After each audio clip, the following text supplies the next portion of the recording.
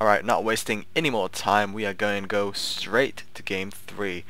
Hello and welcome everyone to this Warcraft replay on the channel Like Cloud TV, where we learn to love the game, and apparently the frame rate lock is at 20.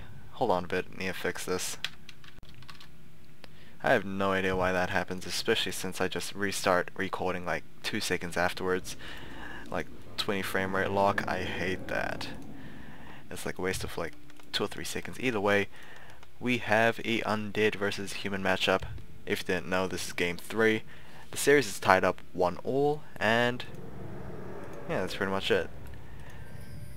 Either way, we have in the, I would say bottom left, we have CZE.Cechi as the yellow undead player, and we have Dhc.Yumiko, who's going to be the grey human player on the bottom right.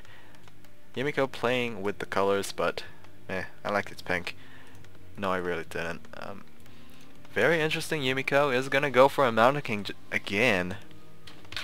Even though the Archmage worked for him compared to the Mountain King game 1, it's going to be a rather interesting game. I mean, Twisted Meadows is not as big as what was that first map? Secret Valley? What was Secret Valley? I think it was Secret Valley. Yeah, it was Secret Valley. So Twisted Meadows is not as small as Twisted Valley. So yeah, like counterattacks, surrounds, very difficult compared to, you know, normal sized or smaller sized map like a Secret Valley. Either way, Mountain King versus a Death Knight, classic CZE right here. We are going to place down another graveyard. Actually, I'm not saying classic CZE, I mean, honestly, it's just a classic undead build. I mean, I think partially the reason why Warcraft 3 is not as appealing compared to StarCraft 2 is just because of the metagame. It's so strict. I mean, like, if you can't get the right composition, which is like one build order pathway, or if you can't get like the necessary hero to play, then obviously you have less chance of winning, and that's what is not appealing to people, honestly. I mean, they don't want to do the same thing over and over again, which is why we see people like Yumiko doing this Mountain King kind of play. It's not uncommon, but it's, you know, it's not frequently used compared to the Archmage opening. Either way, Stormbolt to the face on this Death Knight. The Footman can't get a surround off. Honestly, this is the reason why Mountain King is chosen. Stormbolt's a very good burst damage as well as a good surround ability, and we can see there, very nicely done. And CZE is going to call upon those creep. He's going to lose that Death Knight at level 1. I did not see who got the experience. I believe that was the Mountain King. Mountain King got the experience. I mean, he can't really get you can't really get level 1 and 300 experience off of just that creep camp. So yeah, he got the kill. Not sure what CZE was aiming for. Maybe he wanted to just suicide himself, or he wanted the creep camp to, you know, kill one of the footmen. Either way, didn't help out. Yumiko got the experience on that Mountain King, a very nice head start. As we can see, he's gonna clear out this expansion as well. I mean, now, in the past 5 games I've been talking about, is the expansion good compared to other maps? I believe Twisted Meadows was played on the 3rd game in the last series, and I'll say this again, Twisted Meadows is probably a more better map to expand compared to the frequently played maps nowadays, just because it's, you know, the expansion is just closely tucked away inside this, I guess, what do you call it, area of the map or something like that, I don't know. So yeah, compared to, I mean, Last Refuge or anything like that, Twisted Meadows is just better. Halls of the Dead is about to be completed. Crypt Fiends, more Crypt Fiends adding into CZE.Cechi's army. So far, the Death Knight has been able to pick up a +9 claws of attack. So that is going to be a very nice item for the Lich if he actually appears, and yes, he is going to appear in this game once again. We're also going to go over to a slaughterhouse, most likely for those obsidian statues, and then hopefully transition to Black Citadel and destroyers. But like I said again, we shall see. Let's see what Yumiko is actually going to go for. I mean, even though he has picked a different hero compared other than an archmage, it's probably unlikely he's not going to go for you know, double sanctum build. As you can see here, he's dealing quite a bit of damage to that DK. We do have frost armor though, so this is going to be interesting. I mean, if you didn't notice, the common trend, or at least the reasoning why frost armor was picked in game 1 instead of game 2 is the Mountain King was picked first in game 1.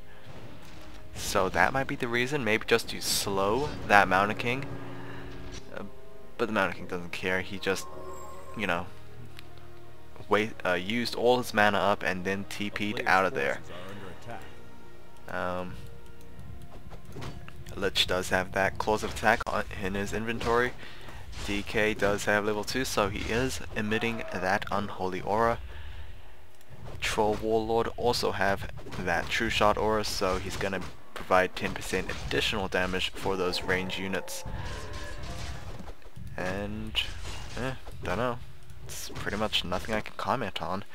Do have a reasonable number of footmen right here, but Yumiko is just not bothering to make any more. Making more towers, always a smart decision. Skeletons still roaming around, just seeing what is happening on in the map. Cechi is gonna go straight to Black Citadel. I'm not sure if I've seen any statues so far, so no statues just quite yet. I mean, there's no aggressiveness from Yumiko so far. He's just being passive, just turtling up as best he can, trying to make as much money as he can from this expansion, and then eventually blow it all away with double arcanes, maybe a castle tick into double griffins, and who knows, maybe double workshop. We have improved masonry upgrade. I believe that's the first one. Okay, that's +1 masonry for the human army. That's basically, I believe, increased hit points and flat increase in armor. I mean, buildings are just so ridiculous and fortified. Unlike towers, which are heavy, I mean, ziggurats are fortified armor as well. So yeah. Also, you can probably see ziggurat tower rush to be effective, but no, you need blight actually. So yeah. That was a worthless comment, wasn't it? Oh well. I was just trying to make up time. +6 claws gonna be given to that Lich addition with that corruption orb, so that's gonna be +20 attack for that Lich, as well as that -5 armor reduction. A terrifying sight to actually see. Robe of Magi +6, a beautiful item for any spellcaster or Mountain King, I guess. Oh wow, Footman has survived. Oh, never mind, he died. Okay, kinda weird, but oh well. TP staff, where is he gonna TP? Maybe Arcane Vault? Yes he is. He's gonna purchase himself a Clarity and another Clarity. Okay, so both players are pretty much passive, or at least just passively creeping. Honestly, they're not trying to harass opponents. Yumiko obviously should harass, as you know, his opponent doesn't really have any base defenses, but he doesn't really have an army to harass with. Maybe that Mountain King, seeing as he does have the TP staff, but who knows? You might get into a bad predicament or something like that. Rock Golem. I haven't seen any aura items in quite some time. Maybe this will change. Scourge Bone Chimes. Okay, very nice item for a human army, especially with those Footmen and Mountain King out. We also have an Arcane Vault being placed down here, which is interesting. Okay, we're going to go to Keep Tick. Yumiko stacking up on those resources. He's going to look very, very good in the late game, of course, just because he has that expansion. But it looks like CZE, no, actually not CZE, it's Yumiko. Yumiko is going to build a scout farm right here, maybe just to deny an Acropolis being placed down, but he will not be able to deny that haunted gold mine. Okay, it looks like the MK sold his Scourge Bone Chime, so that's a little bit unfortunate right there. I honestly would have loved seen Lifesteal make a big play into this game, but I guess that really wouldn't make a big play, especially since he's going to start his double Sanctums right here, as those spellcasters and Spellbreaker will not be able to use or utilize that Lifesteal aura. Oh well. I was maybe thinking maybe he might get Knights and eventually benefit from that lifesteal, but apparently not. We also have a meat wagon dealing damage, laying siege on this base. We can see CZE setting up shop here, but he does not have sacrificial skulls, so that's a little bit unfortunate. He's going to focus on that town hall. Destroy does not have any mana, so he can't really use those Orb Annihilations for that plus 25 extra damage. I honestly believed it was chaos damage, but apparently it's not. Oh, Destroyer is going to be caught out of position, as well as the meat wagon, but it looks like the engagement will begin. Mana is going to be absorbed. Frost Nova taking down that Troll Berserker. Ogre Mauler and Shadow Priest has been hired up from Yumiko as well. Frost Armor is being spread around everywhere. The DK can't really heal units because the damage units are basically meat wagons, which are mechanical. DK will reach level 4. CZE is going to lose all of his meat wagons momentarily. Yumiko doing a very nice job focusing them, but he is losing those militia, he is losing those footmen, and he pretty much only has that MK to deal damage. Spellbreaker will be taken down. We also have Scourge Bone Chimes on that DK as well, so adding insult to injury. I mean, he's just saying, look, I have my own lifesteal even though I can hire up a Dreadlord. Anyway, Blood Mage is going to make an appearance once again. Whether it's going to be a smart move or not, it's totally going to depend on if CZE's going to focus that BM or not. Banish is going to be utilized. Not sure if that Banish was used before that Stormbolt, but yeah, would have actually liked to see that happen. They're going to go back to this Arcane Vault for those items, and this Town Hall is going to be getting damaged once again. Meat Wagon is going to move on in, as the previous 3 has been destroyed. Yumiko, what kind of army do you have? Not a lot, actually. He's only got 4 Spellbreakers as well as that MK and BM. Not sure if that's going to be enough, especially against the Destroyers, and as well as these 2 heroes. Nothing pumping out anytime soon. 59 versus 53. Oh, BM, looks like he is going to be focused down. He did scoff down a health pot, but he needs to be careful right now as he is being focused as soon as sight has been seen. Spellbreakers trying to do a flank, but they failed miserably. Anyway, MK is also taking quite a bit of damage. He did use that health pot, but he did get death coiled as well. So a lot of damage is being dealt to the human army. Crypt Fiend is going to be taken down by a Stormbolt, and the meat wagons are still dealing damage to that town hall. Spellbreakers are quickly going after these meat wagons.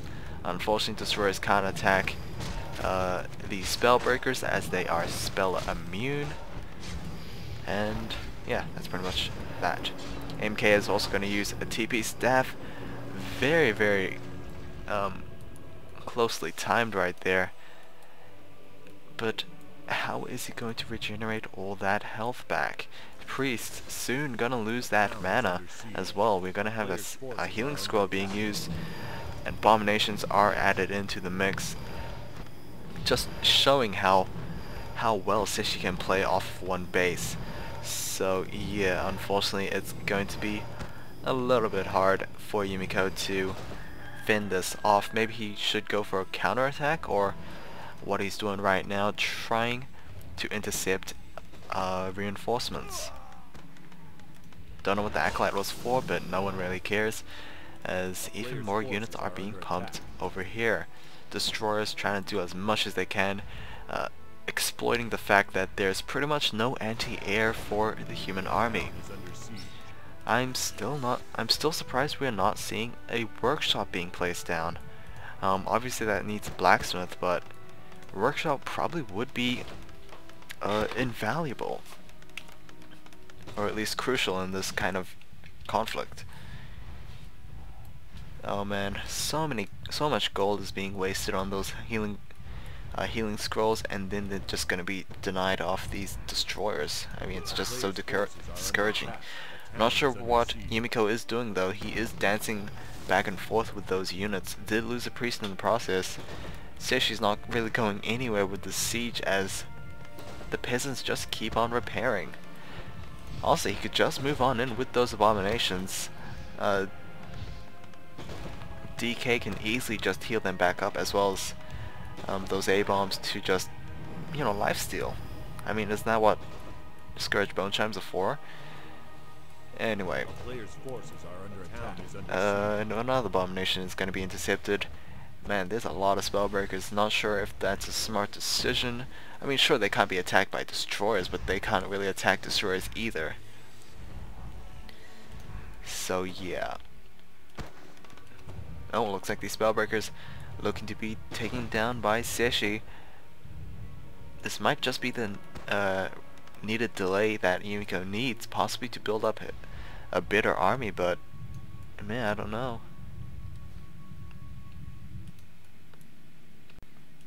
We are currently producing off 2 slaughterhouses. More abominations are looking to come in. Blood Mage still at level 1 though, so he does not have Mana Siphon to really support that MK. What is CZE doing? The town is under siege. He's got Disease Cloud. Oh, that is going to be crucial. Although, why isn't there any Disease Clouds on this town hall? The player's forces are under attack. He does have Disease Cloud, but I could have sworn Meat Wagons also used that as well. Maybe it doesn't work when he attacks buildings. Maybe that's it. But either way, Disease Cloud's going to be very crucial in this siege. Just discouraging those peasants from actually, you know, repairing the town hall. But oh, I don't know. I think there's just way too many meat wagons and damage just going on in that town hall to repair. Frost Nova also trying to deal as much damage to those peasants as well. Destroyers coming in, but the MK is trying to do as much as he can, as well as his human army, to take down these meat wagons. Town hall is also taking quite a bit of damage. Abomination is banished right now, but no damage is being dealt to him, as yeah, Lich is also going to do another Frost Nova. Yumiko slightly, a little bit slower on the repairs, as this might be the end of this town hall. Maybe another Frost Nova on top of these peasants. Lich, whoa, has been sniped by a Stormbolt, and as we can see, the disease cloud affecting all of the human army.